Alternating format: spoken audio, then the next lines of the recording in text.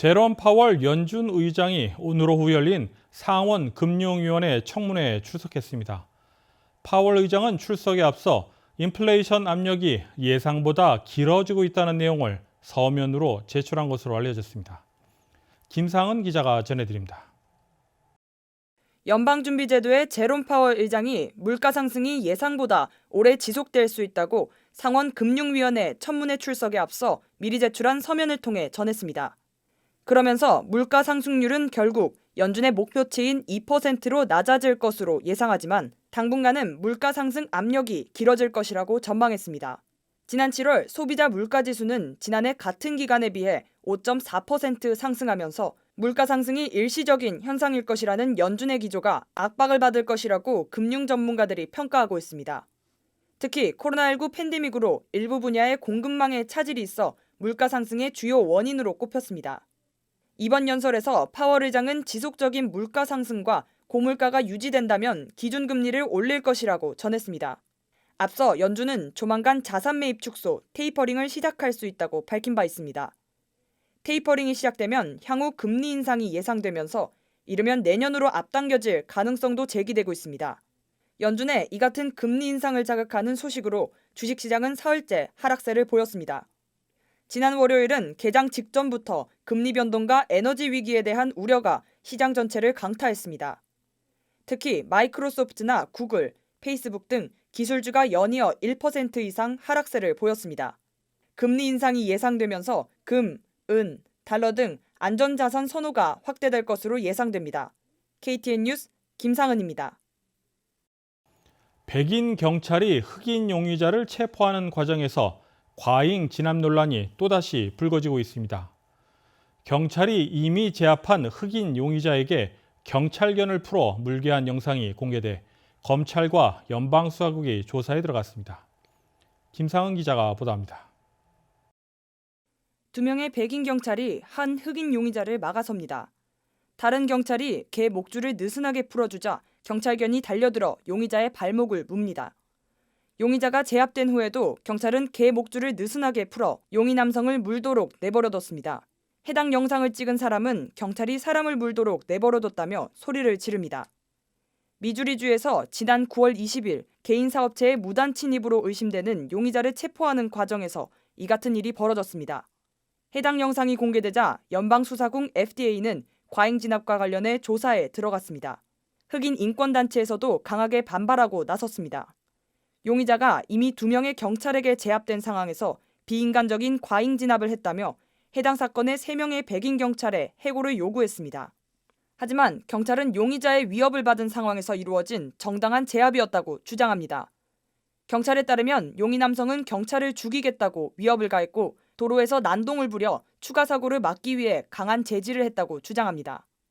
용의 남성은 마약을 복용한 상태였으며 경찰의 사전 경고에도 계속해서 저항하며 불이행했다고 전했습니다.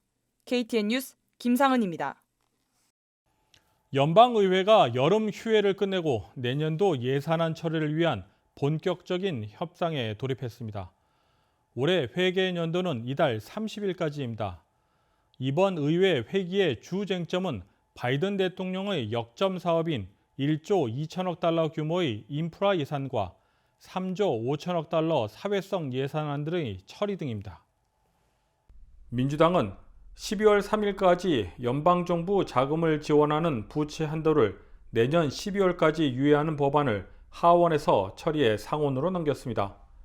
하지만 공화당은 이 법안을 조 바이든 대통령의 핵심 사업 예산안들과 연계 처리해야 한다고 주장하고 있습니다. 인프라 예산안은 상원에서 여야 초당파 의원들이 합의해 지난달 상원을 통과해 하원으로 넘어와 있습니다. 하지만 연방 상원에서 먼저 다루고 있는 사회성 예산의 경우 국가 재정을 악화시키고 증세로 인한 기업의 부담을 늘린다는 공화당의 극렬 반대로 속도를 내지 못하는 상황입니다. 민주당 지도부는 인프라 예산부터 우선 처리해야 한다는 방침이지만 당내 진보 성향 의원들도 사회성 예산 처리를 담보하기 위해서는 일단 처리해야 한다는 입장을 나타내고 있습니다. KTN 뉴스 스티븐입니다. 제약사 화이자는 자사 코로나19 백신이 5세에서 11세 아동에게서도 안정적인 효과를 봤다고 밝혔습니다. 또한 5세 미만의 아동에 대한 임상실험 결과도 올해 안에 나올 예정이라고 덧붙였습니다. 관련 내용을 박진남 기자가 전해드립니다.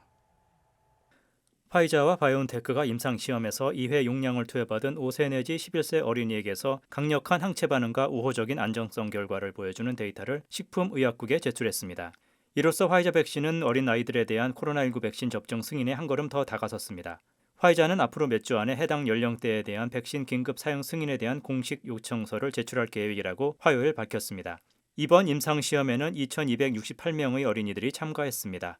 어린이들은 10마이크로그램의 2회 백신을 맞았습니다. 10마이크로그램은 16세에서 25세 사이의 사람들을 대상으로 사용된 30마이크로그램의 용량보다는 매우 적은 양입니다.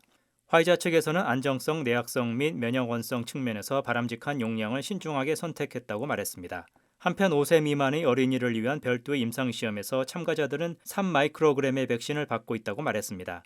제약회사들은 6개월에서 2세, 그리고 2세에서 5세의 영유아를 대상으로 한 임상시험 결과가 이르면 올해 4분기경에 나올 것으로 예상하고 있습니다. KTN 뉴스 박진남입니다. 다음은 코로나19 소식입니다. 오늘의 코로나19 현황을 김상은 기자가 종합했습니다.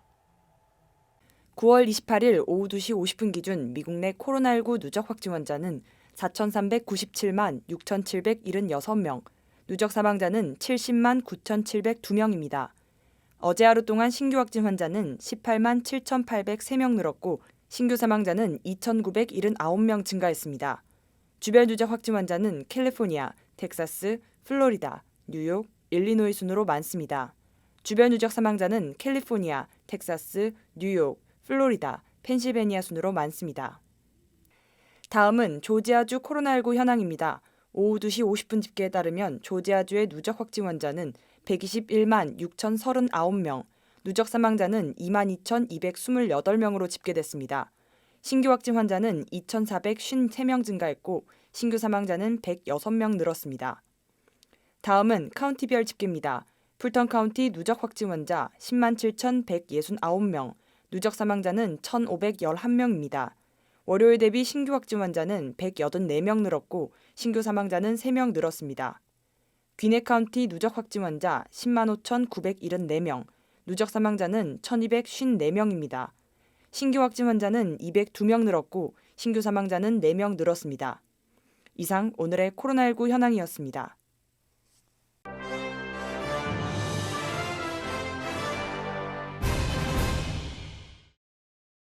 방탄소년단 BTS가 11월과 12월 로스앤젤레스에서 오프라인 콘서트 공연을 다시 개최합니다. 지난해 4월 코로나 확산세에 미국 투어가 취소되면서 오프라인 콘서트는 2년 만입니다. 공연은 최근 서부 지역 미식축구 원정 경기가 펼쳐진 7만 명 규모의 초대형 경기장 LA 소파이 스타디움에서 열릴 예정입니다. 소속사 빅히트뮤직은 팬 커뮤니티 플랫폼 위버스를 통해 한국을 비롯해 전 세계 팬 여러분의 긴 기다림에 보답할 수 있도록 추가적인 공연 마련을 위해 더욱 노력하겠다고 강조했습니다. 공연 예매와 관련한 자세한 사항은 위버스와 공식 예매처 티켓마스터를 통해 확인할 수 있습니다. 20대 중국 남성이 콜라 1.5리터를 10분 만에 마신 후 사망한 것으로 알려졌습니다. 중국 연구진은 국제학술지 간과 위장병학에서의 치료와 연구에 콜라에 의해 팽창된 간이라는 논문을 발표했습니다. 논문에 따르면 갈증을 느낀 22살 남성이 콜라 1.5리터를 10분 만에 마셨습니다. 해당 남성은 6시간 후 심한 복통과 함께 배가 부풀어 오르는 증상을 느껴 병원을 찾았습니다. CT 검사 결과 장은 물론 장과 간 사이의 혈관에도 가스가 가득해 혈액 공급이 원활하지 않아 심장박동수가 급상승하고 혈압은 떨어지고 있었습니다. 해당 남성은 의료진들의 노력에도 불구하고 간에 손상을 크게 입어 결국 사망에 이르렀습니다. 한편 일각에서는 1.5리터 양의 콜라가 치명상을 입힐 가능성은 매우 희박하다며 콜라가 아닌 박테리아 감염이 주된 원인일 수 있다는 주장도 나오고 있습니다. 활과 화살로 무장한 남성이 여성이 탄 차량을 강탈하려고 시도하다 경찰총에 맞았습니다. 화요일 이른 아침 웨스트 피치트리 스트리트에서 한 남성이 피해 여성의 차량에 접근해 화살을 앞유리를 향해 쏘면서 차에서 내리라고 말했습니다.